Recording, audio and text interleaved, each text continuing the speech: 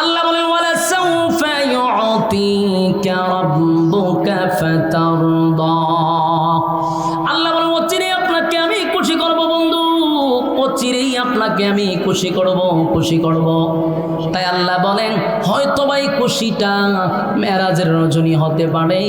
বন্ধুরে বন্ধু খুশি করার জন্য ইনভাইট করছে, দাওয়াত দিয়ে আনছে, আসেন বন্ধু আপনি অনেক কষ্ট করছেন, আপনার একটু আমি ভ্রমণ করাবো। দুনিয়ার কোথাও ভ্রমণ নয় গো, একটা প্রাইভেট কার দিয়া বাইতুল মুকাদ্দাস, সেখানে গিয়া ইমাম বানাইয়া সমস্ত নবীদেরকে আল্লাহ মুসল্লি বানাইয়া নবীর একটা উপাধি দিয়া দিল ইমামুল মুরসালিন। সুবহানাল্লাহ। আরেকটা প্রাইভেট কার দিয়া প্রথম আসমানে নিয়ে গেল, সেখানকার ফেরেশতাদের সঙ্গে দেখা সাক্ষাৎ হইল। এরপরে 2 নাম্বার আসমানে, সেখানেও কথাবার্তা হলো। 3 number, 4 number, 5 number, 6 number, 7 number, সব আসমানগুলোতে সমস্ত ফেরেশতার সঙ্গে নবী কথা বলল। এরপরে ডাইরেক্ট আরেকটা প্রাইভেট কারে নিয়ে গেল একেবারে সিদরাতুল মুনতাহায়। সেখানে যাওয়ার পরে জিবরাইলকে হুজুর এখন যে গাড়ি আসবে সেই গাড়িতে ওঠার টিকিট আমারে দিছে না। সুবহানাল্লাহ। একটা টিকিট আছে শুধু আপনার, আমার টিকিট নাই, সুতরাং আপনি এখন চলে যান। পয়গম্বরকে সিদরাতুল মুনতাহা থেকে আরশে আজিম পর্যন্ত নিয়ে গেছে। সুবহানাল্লাহ। সেখানে যাওয়ার পরে আল্লাহ বলে বন্ধু আপনি আসছেন, দুনিয়ার নেতারা দুনিয়ায় ভ্রমণ করে, আমি আপনারে 7 আসমান ভ্রমণ করাবো। 7 আসমান ভ্রমণ করাইয়া বন্ধু জান্নাত জাহান্নাম দেখাবো, জান্নাত জাহান্নাম দেখাইয়া হাউজে কাউসার দেখাইয়া বন্ধুরে আবার দুনিয়ায় পাঠাইছে। ওয়ালা সাউফা ইউতিকা রাব্বুকা ফাতারদা। এটাও একটা কারণ হতে পারে। আল্লাহ বলেন ওয়ালা সাউফা ইউতিকা রাব্বুকা ফাতারদা, এর ব্যাখ্যা পরবর্তী মক্কা বিজয় হতে পারে। তার মানে আল্লাহ প্রতিটা আয়াতে আমার নবীরে খুশি করছে। জোরে জোরে কোন সুবহানাল্লাহ। এরপর আল্লাহ বলেন আলাম ইয়াজিদকা ইয়াতীমান ফাআওয়া। ইয়াত আল্লাহ বলেন বন্ধু আপনি তো ইয়েতিম ছিলেন, আমি আপনার আশ্রয় দিছি। প্রশ্ন হলো মাঝখানে ইয়েতিম ঢুকাইলো কেন? এই আয়াতটা কেন আল্লাহ ঢুকায়া দিল? এর কারণ হলো কোনো মানুষ যদি কারোর সঙ্গে অভিমান করে, বন্ধুর সঙ্গে যদি বন্ধু অভিমান করে, তার রাগ ভাঙানোর জন্য, তারে খুশি করার জন্য অতীতের কিছু কথা তুইলা ধরে, বন্ধু তুই যে রাগ করছ, তোর আমি ভালোবাসি না, তুই যে সময় ব্যবসায় লস খাইলি আমি তোরে টাকা দিয়া ব্যবসা ধরাইয়া দিছি, বন্ধু অমুক জায়গায় মুসিবতে পড়ছিলে আমি তোরে উদ্ধার করছি, বন্ধু আমি তোরে এই জিনিসটা নিজে না রেখে তোরে দিছি, বন্ধু তুই এমন জায়গায় মুসিবতে ছিলি উদ্ধার করছি, তুই অসহায় ছিলি আমি তোর পাশে ছিলাম, ঠিক না বেটি? বন্ধুর অভিমান ভাঙা দেয়, পুরাতন কিছু কথা বইলা বইলা তার কাছে বিশ্বাসযোগ্য করে যে দেখ অতীতেই তোরে বলছি না, আর এখন বলবো কেমনে, ঠিক নেই? আল্লাহ বলেন আলাম ইয়াজিদকা ইয়াতীমান ফাআওয়া। বন্ধু আপনি ইয়েতিম ছিলেন, আমি আপনাকে আশ্রয় দিছি। সুবহানাল্লাহ। আপনি ইয়েতিম ছিলেন তখন আপনাকে ভুলি নাই আপনাকে আশ্রয় দিলাম। এরপর আল্লাহ বলেন ওয়াজাদাকা দাল্লান ফাহাদা। আপনি পথহারা অবস্থায় ছিলেন, আমি আল্লাহ আপনার পথ দেখাইয়া দিছি। সুবহানাল্লাহ। এই কথার ব্যাখ্যা হলো যেই মানুষটা এতিম হয়, যার মা নাই, বাবা নাই, দাদা নাই, দাদি নাই, নানা নাই, নানি নাই, আত্মীয় স্বজন নাই, এই ছেলেটা সমাজে প্রতিষ্ঠিত হতে পারে না। এই ছেলেটার গার্জিয়ান না থাকার কারণে পড়ালেখা করতে পারে না, এই ছেলেটা সমাজে প্রতিষ্ঠিত হয় না, এই ছেলেটা হয় অনাথ অথবা হয় টুকায়, না হয় হিরঞ্চি, ঠিক নেই? কারণ গার্জিয়ান না থাকার কারণে। আল্লাহ ভাই আপনি এতিম ছিলেন, আমি আপনাকে আশ্রয় দিছি। আর ওয়াজাদাকা দাল্লান ফাহাদা, আপনি পথহারা অবস্থায় ছিলেন, আমি আল্লাহ আপনাকে পথ দেখায়া দিছি, পথভ্রষ্ট হইতে দেই নাই। সুবহান। এরপর আল্লাহ বলেন ওয়াজাদাকা আইলান ফাআগনা। আপনি গরিব ছিলেন, আমি আপনাকে ধনী বানায়া দিছি। বলুন আল্লাহর নবী কি ছিল? ওরে বাবারে কথা হন, কি ছিল? আল্লাহ কি বানাইছে? ধনী বানাইছে। ধনী বানাই বানাইছে, ধনী বানাইছে। আফসুস রে আফসুস, কপাল পোড়া আমরা। নবী যে ধনী ছিল এই কথাটা কোনো মৌলবী বলে না, নবী যে ডেভেলপ ছিল এটা কোনো মৌলবী বলে না। সারা জীবন কানো দইরা কয় নবীর পেট পাত্তর, নবী গরিব। এই গরিবের ওয়াজ শুনছেন, ধনীর ওয়াজ কোনোদিন শুনছেন? আজকে অধিকাংশ নবীর উম্মত জানে না যে নবী এক সময় দেশের রাষ্ট্রনায়ক ছিল, জানেই না। নবী দেশ পরিচালনা করছে, অনেক উম্মত এটা জানেই না। খালি জানে নবীর ভেড়া পাত্তর আছি, নবীর শরীর তালিযুক্ত জামা আছি, নবী গরিব। এইভাবে ওয়াজ করছে। আর নাস্তিকরা এই ওয়াজ মুখস্থ করাই দিছে। আর নাস্তিকরা এই ওয়াজ এমন মুখস্থ করছে, এখন কোনো আলেম যদি রাজনীতি করতে যায়, ওই নাস্তিকরা কয় হুজুর থাকবেন মসজিদ, হুজুর থাকবেন মাদ্রাসা, বাপ মরলে জানাজা তাইবেন, 40 ফরানিতে আপনারা দাওয়াত দিব, 20 টাকার একটা নোট দিব, এতটুক পর্যন্ত আপনি থাকবেন। হুজুর আপনি রাজনীতি যাই আইসেন কেড়ে? এই যে রাজনীতি আসছেন কেন? এই দোষটা যে এরা দেয়, এটা এরাও দোষ না, এটা আমরার মতো মৌলবীরার দোষ। কারণ ওয়াজ করতে গিয়ে গরিব কইয়া কইয়া ফেডো ভাত্তর দিয়ে হুজুর রে নবীরে ফেডোর ভাত্তর ঢুকাইয়া দেয়, গরিব কইয়া ওয়াজ শেষ করে। হেউই হইল নবীর ফেডো ভাত্তর, হেউই গিয়ে আবার মুরগের রানো টান দেয়। বাস্তব না বাস্তব? তুই না নবীর ওয়াজ করলি, নবীর ফেডো ভাত্তর থেকে মুরগের রানো টান দিলি কেমনে? তুইও তুই খাওয়ান বাদ দিয়ে দে, বলে আমার নবী খাইছে না, খাইতাম না। বন্ডামি, পিঠের সামরা তুলে লাইবার দরকার ছিল। ওয়াজ অর্ধেক করস না করে। নবী গরিব ছিল, কথা সত্য। নবী দেশের রাষ্ট্রনায়ক ছিল, দেশ পরিচালনা করছে, সেই কথা বলো না কেন? শুধু নবী দেশ রাষ্ট্র চালনা করে নাই, নবী দেশ পরিচালনা করছে, আবু বকর দেশ পরিচালনা করছে, উমর দেশ পরিচালনা করছে, উসমান দেশ পরিচালনা করছে, আলী দেশ পরিচালনা করছে, আলীর সন্তান দেশ পরিচালনা করছে। আমরা রাজনীতি পাইছি কই? আমরা জিগামু তোরা রাজনীতি পাইছ কো? আমরা জিজ্ঞাস কা আমরা রাজনীতি কোথার থেকে পাইছি? যদি জিজ্ঞাসা করো, আমাদের বলার মতো এভিডেন্স আছে, বলতে পারবো রাজনীতি কোথার থেকে শুরু করছি, কোথায় গিয়ে শেষ করব। আমাদের শুরু আছে, আমাদের শেষ আছে। কিন্তু আমরা যদি তোরারে কই কোথার থেকে রাজনীতি পাইছ, কসম খোদার বলতে পারবি না। আমরা বললে যে কোথার থেকে তোরা রাজনীতি পাইছ, তোদের রাজনীতি হইল আবু জাহেলের কাছ থেকে, তোদের রাজনীতি হলো নমরুদের কাছ থেকে, তোদের রাজনীতি হলো ওই ফেরাউনের কাছ থেকে। সুতরাং আমরা হুজুর আরে কইও না যে আমরা রাজনীতি কই পাইছি। আমরা স্বয়ং কোরআনে রাজনীতি আছে, নবীর কাছ থেকে প্র্যাকটিক্যালে রাজনীতি আমরা শিখছি। তা আমরা রাজনীতি পাইছি। এই দুষ্ট ভাই এরা না, এরা তো বলে কারণ আমরা তে শূন্য বলে, এরাও দোষ নাই। দোষ হলে আমরা মতো হুজুররা সারা জীবন নবীর ভেড়ো ভাত্তর দিয়ে বইরে তো রাখছি আমরা, নাউজুবিল্লাহ। আল্লাহ রাসূল গরিব ছিল, এটা সত্য, কিন্তু আল্লাহ কয় ওয়া জাতাকা আইলান ফাগনা, আপনাকে আমি ধনীও বানাইছি। ইসলামটার এত নিচে লামান কেন? গরিব গরিব হয়ে এত নিচে কেন লামান? দেশ পরিচালনা করছে রাসূল, এই কথাটা বললে কি ইসলামের সম্মান বাড়ে না কমে? আলেমদের ইজ্জত বাড়ে না কমে? এই ওয়াজ করে না কেন? এই ওয়াজ করে না। নবী যে দেশ পরিচালনা করছে, এই ওয়াজ না করার কারণে এটার প্রভাব যে নাস্তিক পাড়ায় কি পরিমাণ পড়ছে কল্পনাও করতে পারবেন না। আজকে ডাইরেক্ট আমাদেরকে বলে হুজুর রাজনীতি করবেন কেন? এই কথাটা একমাত্র বলার উদ্দেশ্য হলো এই কথাটার প্রভাব পড়ছে বেশি যে নবী গরিব ছিল। কথা বুঝতেছেন? যদি সবচেয়ে বেশি এই ওয়াজ চলতো যে নবী দেশের রাষ্ট্রনায়ক ছিল, তাহলে এরাও আমাদের কি প্রশ্ন করতে পারত না। আল্লাহ বলেন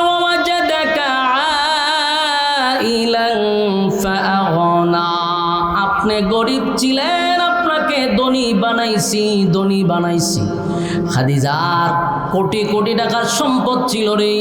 আল্লাহর নবীর কাছে বিবাহ বসার পরে সব সম্পদ নবীর কদমে ঢেলে দিছে, সব সম্পদ ইসলামের জন্য ব্যয় করছে। সুবহান। আমার যুবক ভাইরা, এই সূরা দোহা থেকে আপনারা কি পাইলেন? আল্লাহ এই সূরা নাজিল করে একের পর এক নবীরে খুশি করলেন। ফাআম্মাল ইয়াতীমা ফালা তাকহার, আপনি ইয়েতিম ছিলেন, তাই ইয়েতিমদের প্রতি আপনি কঠোর হইয়েন না। এই কথা শুধু নবীরে বলে নাই, কিয়ামত পর্যন্ত উম্মতি মুহাম্মদীর আল্লাহ বলছে এই ইয়েতিমদের প্রতি কঠোর হইও না। তোমার সন্তান, তোমার স্ত্রী নিয়া সুখে শান্তিতে ঘরে থাকো, 3 বেলা খাবার খাও। যার বাবা নাই, যার মা নাই, একটা বার চিন্তা করে দেখো এই সন্তানটা দুঃখের কথা, সুখের কথা কার কাছে বলবে? কার কাছে বলবে? মা নাই নাই, এতিম বাচ্চাদের প্রতি কঠোর হওয়া যাবে না। তাদের মাথায় হাত বোলায়া দিবেন, তাদেরকে আপনারা সম্মান করবেন, এদের মহব্বত করবেন, ভালোবাসবেন। রাজি আছি? কথা হয় না? এই যে আপনাদের আব্দুল কাইয়ুম মোল্লা সাহেব, আপনারা জামাই, উনি 200 রুপে এতিমরে ফ্রি সার্ভিস। আপনারা কি আলহামদুলিল্লাহ এলাকাত না ঠাড়া বেড়ে আছে গা? চিন্তা করেন এই জায়গাটা বইতো রাজি। আমরা কয়জনটা খাওয়া? 200 লোক সে খাওয়ায়। তো ওনার কাছে যদি অর্থ না থাকে, 200 এতিম ছাত্রের ভালবো কে? এই জন্য আলেমদেরও কিছু অর্থের দরকার আছে না নাই? ভালো কাজও লাগে টেকা থাকলে। আমার যুবক ভাইরা, হাবিবে কিবরিয়া একদিন 2 দিন নয়, টানা 15 দিন নবী কাঁদছে, কাঁদতে কাঁদতে কাঁদতে আল্লাহর নবী বারবার আসমানের দিকে তাকায়, কখন জিব্রাইল আসবে, কখন জিব্রাইল আসবে।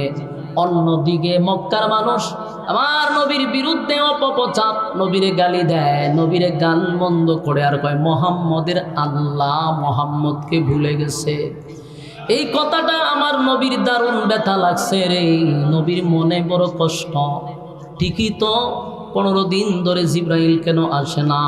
সকালে জিব্রাইল আসে, বিকালে জিব্রাইল আসে, আজকে 15 দিন ধরে জিব্রাইল আসে না। আল্লাহর পয়গম্বর কান্না শুরু করল। হঠাৎ করে নবী তাকায়া দেখে রে জিব্রাইল আসমান থেকে নামতেছে।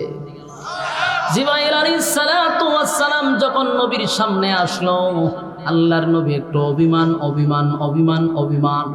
নবী বলেন, জিব্রাইল রে, আজকে বুঝি তোর আসার সময় হইল। নবীর মনে বড় কষ্ট, চতুর্দিক দিয়া গালমন্দ। আবার নবীকে মানুষ এমনভাবে গালি দেয়, নবী কোনো নবী রাসূল না, মিথ্যা অপবাদ দিচ্ছে, নাউজুবিল্লাহ। আল্লাহর নবী জিব্রাইলের দিকে তাকায় কয়, জিব্রাইল রে, আজকে বুঝি তোর আসতে মন চাইল। গোটা মক্কার মানুষ আমারে গালি দেয়, বল কেন 15 দিন আসলি না, কেন 15 দিন আসলি না? জিব্রাইল কয়, হুজুর আমি আসতে চাই, আমার মালিক আমারে আসতে দেয় না। আল্লাহর নবী বলেন, জিব্রাইল, তাহলে কি মক্কার মানুষ যা বলে তা সত্য? আমার মালিক কি তাহলে আমারে ভুলে গেছে? আমার মালিক কি আমারে ভুলে গেছে?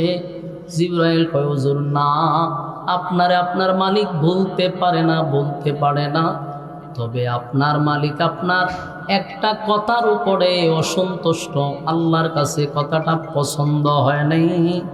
আল্লাহ বলেন, বন্ধু 3টা প্রশ্ন লই আপনার কাছে মক্কার মানুষ আসলো, আপনি তাদেরকে জবাব দিলেন, আগামীকালকে আপনি তাদের উত্তর দিয়া দিবেন।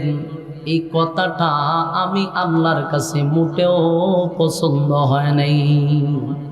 আল্লাহর কাছে পছন্দ না হওয়ার কারণে 1 দিন 2 দিন নয়, 15 দিন পর্যন্ত কোরআন নাজিল বন্ধ। 15 দিন নবীর চোখ দিয়া পানি ঝরছে, 15 দিন নবী গালমন্দ শুনছে, শুধু এতটুকু কথা বলার কারণে যে আগামীকালকে প্রশ্নের জবাব দিব।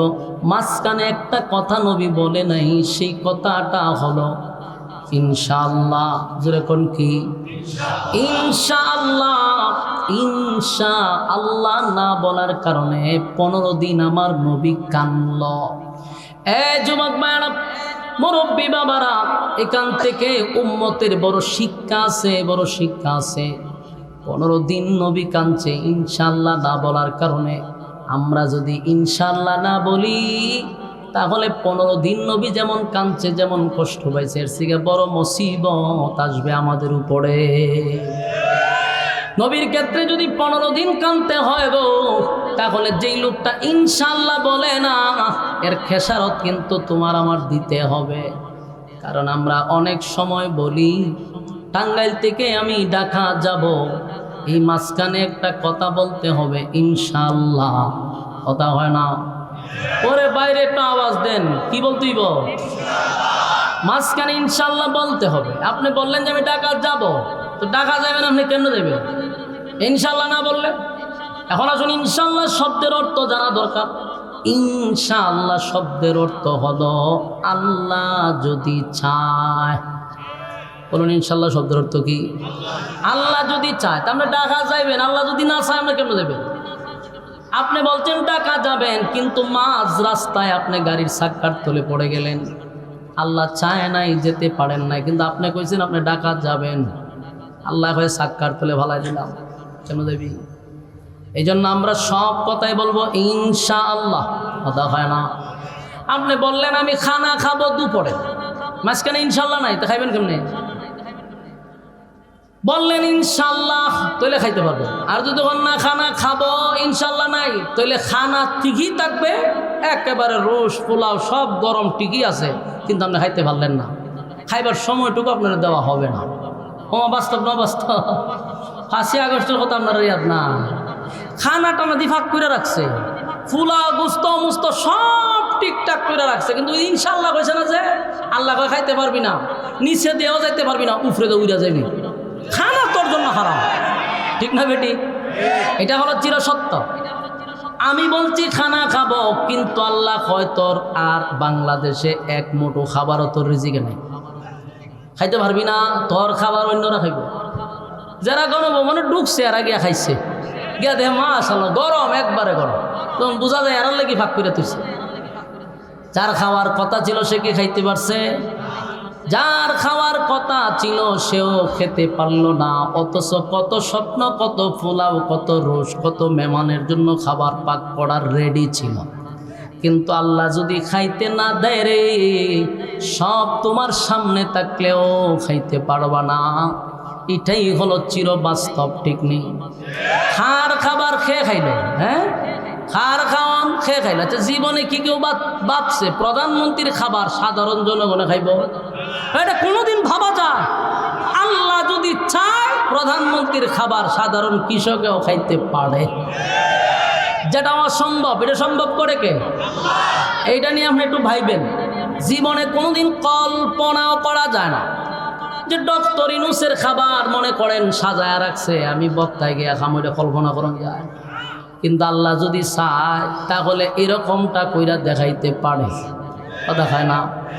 শেখ হাসিনার খাবার আপনি খাইবেন, দেখি আপনি ঘুমায় কল্পনা করছেন কোনোদিন? স্বপ্নে দেখলো তো আপনার 3 বার আস্তা করলে ভর্তিব, বুকে ফু দিতেইব, এরপর আয়তের কুরসি ভর্তিব, আরো 5 জন মৌলবীটা কেনানো শৈল ফু দিতেইব। যে আপনি কেড়ে মনে মনে ভাবছেন, এটাই আপনার অপরাধ। তাবিজ গলার ঝুলাই দেওয়ার দরকার আপনার, যে কেন আপনি ভাবলেন। কিন্তু অসম্ভবটাকে আল্লাহ সম্ভব করে দেখাইছে। যার জন্য খাবার রেডি, হেরে আল্লাহ গারো দৌড়ে উপরে দৌড়াই দিছে, আর নিচে দিয়া এক কৃষকরা খানা খায়, পোলা মানে খায়। সুবহানাল্লাহ।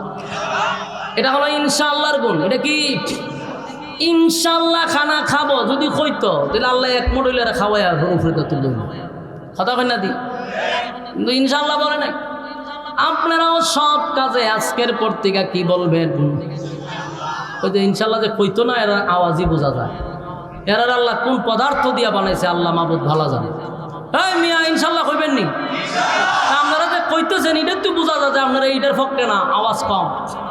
বলুন সব কাজে কি কইবেন? ইনশাআল্লাহ কইতেইব। আমি যে আজকে ওয়াজ করলাম, আপনারা যদি একজন ওইটা মনোযোগ দিয়ে আমল করেন আর কন, তাহলে আমার এটাই যথেষ্ট। আপনারা বলবেন সওয়াব আমি পাবো, ঠিক না? ইনশাআল্লাহ বলতে হবে সব কাজে। মাহফিল শেষ করে বাড়িতে যাবো এখানে ইনশাআল্লাহ, আনালে গাড়ি চাক্কার তলে ফালা দিব আল্লাহ। হ্যাঁ বলবেন ইনশাআল্লাহ সব কাজে। কি ইনশাআল্লাহ বলতে হবে? ইনশাআল্লাহ বলতে হবে, সব কাজের শুরুতেই হবে ইনশাআল্লাহ। তার মানে হলো আল্লাহ যদি চায়, আল্লাহ যদি চায়, আল্লাহ যদি চায়, ঠিক নেই? আমার যুবক ভাইরা, আল্লাহর হাবিব জিবরাইল কয় হুজুর আমার মালিক এই কথাটা পছন্দ করে নাই গো, পছন্দ করে নাই। আপনি যদি বলতেন ইনশাআল্লাহ আগামীকালকে উত্তর দিয়া দিব, তাহলে 15 দিন জিবরাইলকে আটকানো হতো না। আমার যুবক ভাই, এখান থেকে উম্মতের একটা শিক্ষা রে। আরেকটা কথা হলো, নবীরা তো ভুলে না, আল্লাহ ভুলায়া দেয়।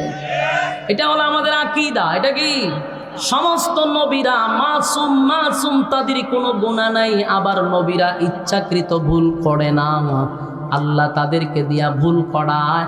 ভুল না করাইলে উম্মত শিখবো কোথার থেকে? এই জন্য নবীদেরকে ভুলাইয়া দেয় উম্মতকে শেখানোর জন্য। নবী যদি ইনশাল্লাহ না বলতো আমরা জীবনেও ইনশাল্লাহ বলতাম না। কথা কোন ঠিক নেই? এই জন্য ইনশাল্লাহ প্রতিটা কাজে বলা দরকার। আল্লাহ কয় বন্ধু আপনার এই কথাটাই শুধু আমার কাছে অপছন্দ হয়েছে, কিন্তু বন্ধু আপনারে আমি ভুলি নাই, বলতে পারি না। কিন্তু নবী তো অভিমান, নবীর মনে কষ্ট। মক্কার মানুষ নবীরে দেখলে কয় মোহাম্মদের আল্লাহ মোহাম্মদকে ভুলে গেছে। আর নবী কাঁদছে কয়দিন? 15 দিন। 15 দিন কাঁদছে রে, 15 দিন কাঁদলো। আল্লাহ তার বন্ধুরে খুশি করার জন্য, আনন্দ দেওয়ার জন্য, বন্ধুর অভিমান ভাঙানোর জন্য সূরা দুহা নাজিল করছে। 15 দিন গ্যাপ, কোরআন নাজিল হয় না। এরপরে যে সূরা নাজিল সেটা দুহা। এই সূরার দুহার প্রতিটা আয়াতের দিকে আপনি একটু লক্ষ্য করবেন। আমি যখন বলবো আপনি শুধু অর্থের দিকে খেয়াল করবেন, অর্থের দিকে খেয়াল করবেন, বুঝবেন যে প্রতিটা আয়াতই যেন নবীরে খুশি করার লেগে নাজিল করছেন। সুবহানাল্লাহ। 15 দিন নবী কান্না। এরপর আল্লাহ সূরা দুহা নাজিল করে। দুহার শুরুতে 2টা কসম করছে। জোরে কোন কয়টা? আরো জোরে। 2টা কসম করছে। আল্লাহ তখন সূরা দুহা নাজিল করে বলেন ওয়াদ-দুহা ওয়াল-লাইলি ইযা সাজা। ওয়াদ-দুহা, এ দিনের আলোর কসম। ওয়াদ-দুহা, দিনের আলোর কসম। ওয়াল-লাইলি ইযা সাজা, রাতের অন্ধকারের কসম। রাতের অন্ধকারের কসম। প্রশ্ন হলো এই ওয়াদ-দুহার আরেকটা ব্যাখ্যাও আছে। ওয়াল্লাইলি ইযা সাজার আরেকটা ব্যাখ্যাও আছে। ওয়াদ-দুহা, দিনের আলোর কসম। ওয়াদ-দুহার আরেকটা অর্থ হলো নবী আপনার সুন্দর উজ্জ্বল চেহারার কসম। সুবহানাল্লাহ। বন্ধু তার কসম, বন্ধু তার চেহারার কসম করছে, বন্ধু তার চেহারার কসম করছে। ওয়াদ-দুহা, আপনার সুন্দর উজ্জ্বল চেহারার কসম, উজ্জ্বল চেহারার কসম। ওয়াল্লাইলি ইযা সাজা, আপনার কালো চুলের কসম, আপনার কালো চুলের কসম। বন্ধুর চেহারার কসম করছে রে, বন্ধুর চুলের কসম করছে। আল্লাহ তার বন্ধুরে খুশি করার জন্য চেহারার কসমটা করল। আল্লাহ তার বন্ধুরে খুশি করার জন্য বন্ধুর সুন্দর সুন্দর চুলের কসম করছে। বন্ধু আপনার চুলের কসম। 2টা কসম করে আল্লাহ বলেন মা ওয়াদ্দাআকা রাব্বুকা ওয়া মা ক্বালা। সুবহানাল্লাহ।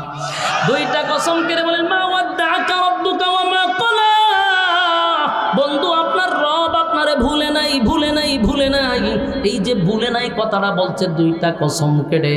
বন্ধুরে 2টা কসম কেড়ে বলছে বন্ধু কসম আপনার চেহারার, বন্ধু কসম আপনার চুলের, আমি আপনারে ভুলি নাই। মা ওয়াদ্দাআকা রাব্বুকা ওয়া মা ক্বালা, আপনারে ভুলি নাই, আপনার সুন্দর চেহারার কসম করে বলছি।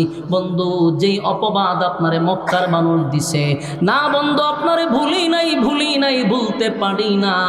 আপনার রব আপনার প্রতি অসন্তুষ্ট হয় নাই। সুবহানাল্লাহ। আমি প্রথমে বলছি প্রতিটা আয়াতের দিকে আপনারা লক্ষ্য করবেন। প্রতিটা আয়াতের অর্থই যেন বোঝা যায় নবীর খুশি করার জন্য, নবীর আনন্দ দেওয়ার জন্য আল্লাহ নাজিল করছে। 15 দিন আমার নবী কান্দ রে।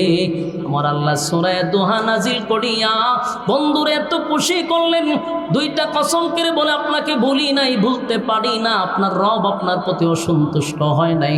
এরপর আল্লাহ বলেন ওয়ালাল আখিরাতু খায়রুল লাকা মিনাল উলা। আল্লাহ বলেন ওয়ালাল আখিরাতু খায়রুল লাকা মিনাল উলা। তো আপনাকে দুনিয়ায় যা দিছি দুনিয়া কিছুই না, আপনার জন্য পরকালে আমি এর থেকে হাজার হাজার গুণ বেশি বরাদ্দ রাখছি। আমার যুবক ভাইরা, আল্লাহ তার বন্ধুরে আরো খুশি করলেন।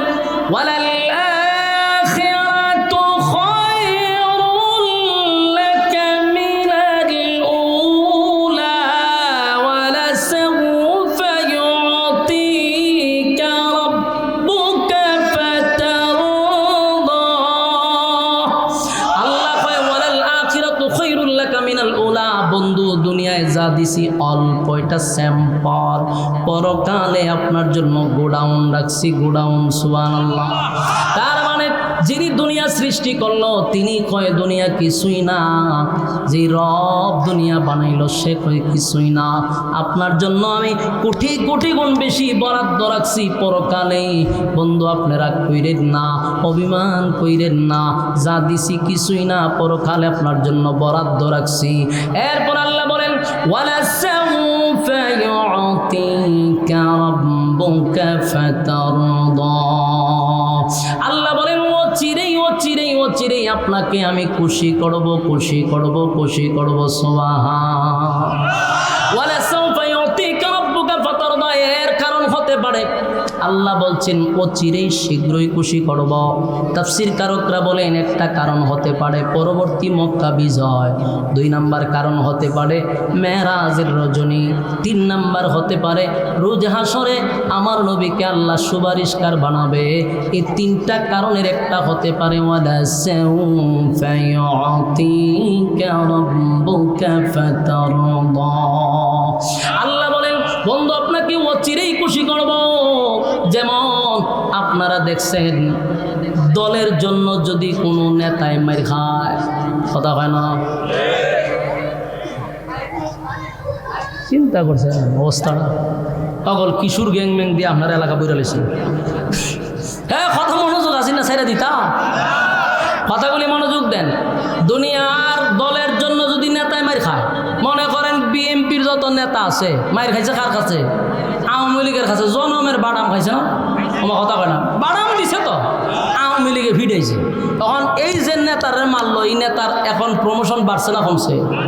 কারণ বিএনপির যতগুলো নেতায় মার খাইছে দলের কাছে তার প্রমোশন বেড়ে গেছে। তাহলে বোঝা যায় মায়ের খাইলে কি বাড়ে? প্রমোশন বাড়ে। আবার যদি বিএনপির কাছে আওয়ামী লীগের জনমের মতো মার খায়, তখন দেখবেন আবার ক্ষমতায় আসলে ক্ষমতায় আর হওয়ার সম্ভাবনা নাই। ফাঁসি তো অলরেডি ফাঁসির রায় হয়ে গেছে না। এখন আমরা এটা বেশি একটা খুশি না, কেড়ে খুশি না। আমি মিষ্টি মিষ্টি আমিও খাওয়াইলাম, কিন্তু খুশি না কেড়ে জানেন? বাংলাদেশে তো কত রায় হইয়া বইয়ে রয়েছে, কার্যকর হয় না। হ্যাঁ, যেদিন শুনুন যে জুলাই লিছে এদিন না হয় আপনারা খুশি করেন। বাংলাদেশের একটা ফর্মালিটি রক্ষা করতেও পারে, এই জন্য বেশি একটা আনন্দ হওয়ার কিছু নেই। আবার অনেকে ঘোষণা দিতেছে আমরা আইলে সব খালাস করে দিব, আইলে সব শেষ করে দিব। তো দরদি আছে না, এই জন্য তো খুশি হওয়ার কিছু না। একটা রায় দিছে, ফর্মালিটি রক্ষা করছে। কারণ ওই যে একটা প্রদীপ আছে না, প্রদীপ, হ্যাঁ প্রদীপ রে চিনেন না? মাইরা লেছে যে একদম সেনাবাহিনী, এর ফাঁসির রায় হয়েছে কত বছর আগে, ওখানে হেরে মূর্তির মতো সাজায়তো রাখছে। এটা একটা ফালতুবাজি না আমরা দেশে। এই বদমাইশগুলি রে বলার দরকার যে তোরা যে ফাইজলামি খরচ, কত মানুষের প্রাণ নিছে, এটির ধ্বংস খরচ না করে, এটির ফাঁসি গাছটা ঝুলা, এটির রাখা দিছে। তো পরবর্তী যেগুলার রায় দিব ওইগুলো তো ফাঁসি দিব, কতটুকু বিশ্বাস হয় আল্লাহ না জানে। সম্মানিত শুধু এই জন্য অত বেশি আনন্দ হওয়ার কিছু নাই। কারণ হ্যাঁ আরও আবার দরদি আছে, কলিজার মানুষ আছে, হ্যাঁ আবার এটা খালাস করে নেবে, কথা বলছেন, সমস্যা নাই। তো মূল কথা হইল যদি নেতা কারো দলের জন্য মার খায়, ওই নেতার প্রমোশন বাড়ায়া দেয়, দল বাড়ায়া দেয়, ঠিক নেই? দেখবেন ক্ষমতায় আসলে পরে যে নেতা বেশি মার গেছে তার টাকা পয়সা দিয়ে হবে একটা কাজ করো, তুমি বিভিন্ন দেশে একটু ভ্রমণ করে আসো, কারণ তুমি তো অনেক মাইটের খাইছো, আয়না করে থাকছো, বিভিন্ন প্রেশার তোমার মাথার উপর দিয়ে গেছে, একটু এনজয় করে আসো, মাইন্ডটা ফ্রেশ করে আসো। কোথায় যাইবা?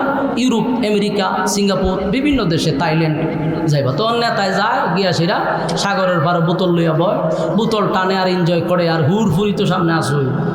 এটার নাম এনজয়। এটার নাম কি? বোতল টানন আর হুর ফুরি নিয়ে নাচানাচি করন সাগরের পারে, এটার নাম হলো এনজয়। নেতায় যদি মায়ের খাওয়ার পরে এনজয় হওয়ার সুযোগ পায়, আল্লাহ হয় আমার বন্ধু আমার দল করতে গিয়ে মায়ের গেছে। বলুন আল্লাহ রাসূল খার দল করছে, মায়ের খাইছিনি, গালি শুনছেনি? আল্লাহ কি কয়? দুনিয়ার নেতারা যদি ভ্রমণ করার সুযোগ পায়, প্রমোশন বাড়ে, আমার বন্ধু আমার দল করতে গিয়ে মায়ের খাইছে, আমি আমার বন্ধুর প্রমোশন বাড়াইয়া দিব, আমি আমার বন্ধুরে ভ্রমণ করাবো। তবে দুনিয়ার নেতারা ভ্রমণ করে দুনিয়ার ভিতরে, আমি আমার বন্ধুরে দুনিয়াতে ভ্রমণ করাবো না, ভ্রমণ করাবো 7 আসমানের উপরে। আল্লাহ বলেন ওয়ালা সাউফা ইউতিকা রাব্বুকা ফাতারদা। আল্লাহ বলেন ও আপনাকে আমি খুশি করব। তাই আল্লাহ বলেন হয়তো ভাই খুশিটা মেরাজের রজনী হতে পারে। বন্ধুরে বন্ধু খুশি করার জন্য ইনভাইট করছে, দাওয়াত দিয়ে আনছে, আসেন বন্ধু আপনি অনেক কষ্ট করছেন, আপনার একটু আমি ভ্রমণ করাবো।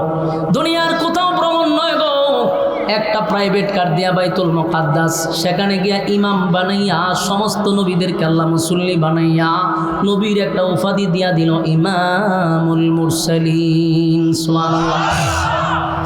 আরেকটা প্রাইভেট কার দিয়া প্রথম আসমানে নিয়ে গেল, সেখানকার ফেরেশতাদের সঙ্গে দেখা সাক্ষাৎ হইল। এরপরে 2 নাম্বার আসমানে, সেখানেও কথাবার্তা হলো। 3 number, 4 number, 5 number, 6 number, 7 number, সব আসমানগুলোতে সমস্ত ফেরেশতার সঙ্গে নবী কথা বলল।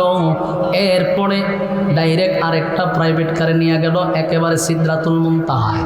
সেখানে যাওয়ার পরে জিবরাইলকে, হুজুর এখন যে গাড়ি আসবে সেই গাড়িতে ওঠার টিকিট আমারে দিছে না। সুবহানাল্লাহ। একটা টিকিট আছে শুধু আপনার, আমার টিকিট নাই, সুতরাং আপনি এখন চলে যান। পয়গম্বরকে সিদরাতুল মুনতাহা থেকে আরশে আজিম পর্যন্ত নিয়ে গেছে। সুবহানাল্লাহ। সেখানে যাওয়ার পরে আল্লাহ বলে, বন্ধু আপনি আসছেন, দুনিয়ার নেতারা দুনিয়ায় ভ্রমণ করে, আমি আপনারে 7 আসমান ভ্রমণ করাবো। 7 আসমান ভ্রমণ করাইয়া বন্ধু জান্নাত জাহান্নাম দেখাবো, জান্নাত জাহান্নাম দেখাইয়া হাউজে কাউসার দেখাইয়া বন্ধুরে আবার দুনিয়ায় পাঠাইছে। ওয়ালা সাউফা ইউতিকা রাব্বুকা ফাতারদা, এটাও একটা কারণ হতে পারে। আল্লাহ বলেন ওয়ালা সাউফা ইউতিকা রাব্বুকা ফাতারদা, এর ব্যাখ্যা পরবর্তী মক্কা বিজয় হতে পারে। তার মানে আল্লাহ প্রতিটা আয়াতে আমার নবীরে খুশি করছে। জোরে জোরে কোন সুবহানাল্লাহ। এরপর আল্লাহ বলেন আলাম ইয়াজিদকা ইয়াতীমান ফাআওয়া, ইয়াত আল্লাহ বলেন বন্ধু আপনি তো ইয়েতিম ছিলেন, আমি আপনার আশ্রয় দিছি। প্রশ্ন হলো মাঝখানে ইয়েতিম ঢুকাইলো কেন? এই আয়াতটা কেন আল্লাহ ঢুকায়া দিল? এর কারণ হলো কোনো মানুষ যদি কারোর সঙ্গে অভিমান করে, বন্ধুর সঙ্গে যদি বন্ধু অভিমান করে, তার রাগ ভাঙানোর জন্য, তারে খুশি করার জন্য অতীতের কিছু কথা তুইলা ধরে, বন্ধু তুই যে রাগ করছ, তোর আমি ভালোবাসি না, তুই যে সময় ব্যবসায় লস খাইলি আমি তোরে টাকা দিয়া ব্যবসা ধরাইয়া দিছি, বন্ধু অমুক জায়গায় মুসিবতে পড়ছিলে আমি তোরে উদ্ধার করছি, বন্ধু আমি তোরে এই জিনিসটা নিজে না রেখে তোরে দিছি, বন্ধু তুই এমন জায়গায় মুসিবতে ছিলি উদ্ধার করছি, তুই অসহায় ছিলি আমি তোর পাশে ছিলাম, ঠিক না বেটি? বন্ধুর অভিমান ভাঙা দেয়, পুরাতন কিছু কথা বইলা বইলা তার কাছে বিশ্বাসযোগ্য করে যে দেখ অতীতেই তোরে বলছি না, আর এখন বলবো কেমনে, ঠিক নেই? আল্লাহ বলেন আলাম ইয়াজিদকা ইয়াতীমান ফাআওয়া, বন্ধু আপনি ইয়েতিম ছিলেন, আমি আপনাকে আশ্রয় দিছি। সুবহানাল্লাহ। আপনি ইয়েতিম ছিলেন তখন আপনাকে ভুলি নাই আপনাকে আশ্রয় দিলাম। এরপর আল্লাহ বলেন ওয়াজাদাকা দাল্লান ফাহাদা, আপনি পথহারা অবস্থায় ছিলেন, আমি আল্লাহ আপনার পথ দেখাইয়া দিছি। সুবহানাল্লাহ। এই কথার ব্যাখ্যা হলো যেই মানুষটা এতিম হয়, যার মা নাই, বাবা নাই, দাদা নাই, দাদি নাই, নানা নাই, নানি নাই, আত্মীয় স্বজন নাই, এই ছেলেটা সমাজে প্রতিষ্ঠিত হতে পারে না। এই ছেলেটার গার্জিয়ান না থাকার কারণে পড়ালেখা করতে পারে না, এই ছেলেটা সমাজে প্রতিষ্ঠিত হয় না, এই ছেলেটা হয় অনাথ অথবা হয় টুকায়, না হয় হিরঞ্চি, ঠিক নেই? কারণ গার্জিয়ান না থাকার কারণে। আল্লাহ ভাই আপনি এতিম ছিলেন, আমি আপনাকে আশ্রয় দিছি। আর ওয়াজাদাকা দাল্লান ফাহাদা, আপনি পথহারা অবস্থায় ছিলেন, আমি আল্লাহ আপনাকে পথ দেখায়া দিছি, পথভ্রষ্ট হইতে দেই নাই। সুবহান। এরপর আল্লাহ বলেন ওয়াজাদাকা আইলান ফাআগনা, আপনি গরিব ছিলেন, আমি আপনাকে ধনী বানায়া দিছি। বলুন আল্লাহর নবী কি ছিল? ওরে বাবারে কথা হন, কি ছিল? আল্লাহ কি বানাইছে? ধনী বানাইছে, ধনী বানাইছে। বানাইছে, ধনী বানাইছে। আফসুস রে আফসুস, কপাল পোড়া আমরা।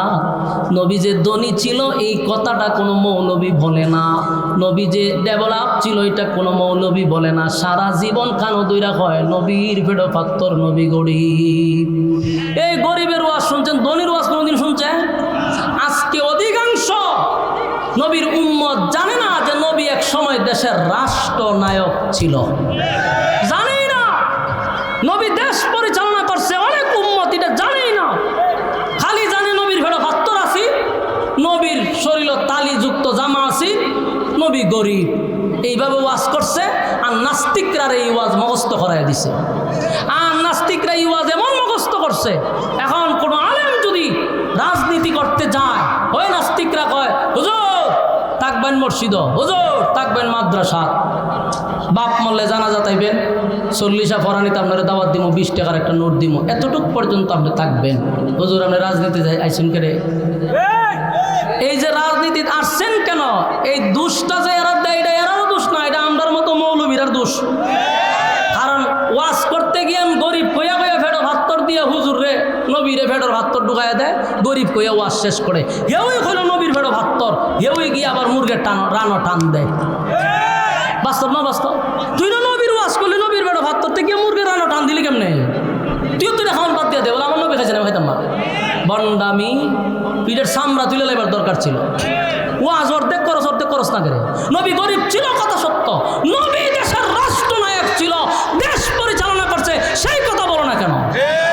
শুধু নবী দেশ রাষ্ট্র চালনা করে নাই, নবী দেশ পরিচালনা করছে, আবু বকর দেশ পরিচালনা করছে, উমর দেশ পরিচালনা করছে, উসমান দেশ পরিচালনা করছে, আলী দেশ পরিচালনা করছে, আলীর সন্তান দেশ পরিচালনা করছে। আমরা রাজনীতি পাইছি কই? আমরা জিগামু তোরা রাজনীতি পাইছ তো? আমরা জিজ্ঞাস কা আমরা রাজনীতি কোথার থেকে পাইছি? যদি জিজ্ঞাসা করো, আমাদের বলার মতো এভিডেন্স আছে, বলতে পারবো রাজনীতি কোথার থেকে শুরু করছি, কোথায় গিয়ে শেষ করব। আমাদের শুরু আছে, আমাদের শেষ আছে। কিন্তু আমরা যদি তোরা কই কোথার থেকে রাজনীতি পাইছ, কসম খোদার বলতে পারবি না। আমরা বললে যে কোথার থেকে তোরা রাজনীতি পাইছ, তোদের রাজনীতি হইল আবু জাহেলের কাছ থেকে, তোদের রাজনীতি হলো নমরুদের কাছ থেকে, তোদের রাজনীতি হলো ওই ফেরাউনের কাছ থেকে। সুতরাং আমরা হুজুর আরে কইও না যে আমরা রাজনীতি কই পেয়েছি। আমরা স্বয়ং কোরআনে রাজনীতি আছে, নবীর কাছ থেকে প্র্যাকটিক্যালে রাজনীতি আমরা শিখছি। আমরা রাজনীতি পাইছি। এই দুষ্ট ভাই এরান না, এরা তো বলে কারণ আমরা তে শূন্য বলে, এরাও দোষ নাই। দোষ হলে আমরার মতো হুজুররা সারা জীবন নবীর ভেড়ো ভাত্তর দিয়ে বইরে তো রাখছি আমরা, নাউজুবিল্লাহ। আল্লাহ রাসূল গরিব ছিল, এটা সত্য, কিন্তু আল্লাহ কয় ওয়া জাতাকা আইলান ফাগনা, আপনাকে আমি ধনীও বানাইছি। ইসলামটার এত নিচে লামান কেন?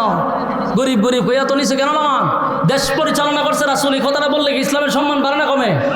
আলেমদের ইজ্জত বাড়ে না কমে? এই ওয়াজ করে না কেন? এই ওয়াজ করে না। নবী যে দেশ পরিচালনা করছে, এই ওয়াজ না করার কারণে এটার প্রভাব যে নাস্তিক পাড়ায় কি পরিমাণ পড়ছে কল্পনাও করতে পারবেন না। আজকে ডাইরেক্ট আমাদেরকে বলে হুজুর রাজনীতি করবেন কেন? এই কথাটা একমাত্র বলার উদ্দেশ্য হলো এই কথাটার প্রভাব পড়ছে বেশি যে নবী গরিব ছিল। কথা বুঝতেছেন? যদি সবচেয়ে বেশি এই ওয়াজ চলতো যে নবী দেশের রাষ্ট্রনায়ক ছিল, তাহলে এরাও আমাদের কি প্রশ্ন করতে পারত না। আল্লাহ বলেন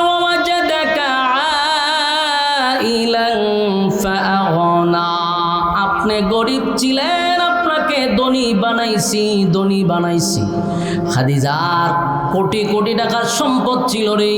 আল্লাহর নবীর কাছে বিবাহ বসার পরে সব সম্পদ নবীর কদমে ঢেলে দিছে, সব সম্পদ ইসলামের জন্য ব্যয় করছে। সুবহান। আমার যুবক ভাইরা, এই সূরা দোহা থেকে আপনারা কি পাইলেন? আল্লাহ এই সূরা নাজিল করে একের পর এক নবীরে খুশি করলেন। ফাআম্মাল ইয়াতীমা ফালা তাকহার, আপনি ইয়াতীম ছিলেন, তাই ইয়াতীমদের প্রতি আপনি কঠোর হইয়েন না। এই কথা শুধু নবীরে বলে নাই, কিয়ামত পর্যন্ত উম্মতি মুহাম্মদীর আল্লাহ বলছে এই ইয়াতীমদের প্রতি কঠোর হইও না। তোমার সন্তান, তোমার স্ত্রী নিয়া সুখে শান্তিতে ঘরে থাকো, 3 বেলা খাবার খাও। যার বাবা নাই, যার মা নাই, একটা বার চিন্তা করে দেখো এই সন্তানটা দুঃখের কথা সুখের কথা কার কাছে বলবে? কার কাছে বলবে? মা নাই, এতিম বাচ্চাদের প্রতি কঠোর হওয়া যাবে না, তাদের মাথায় হাত বোলায়া দিবেন, তাদেরকে আপনারা সম্মান করবেন, এদের মহব্বত করবেন, ভালোবাসবেন। রাজি আছি? কথা হয় না?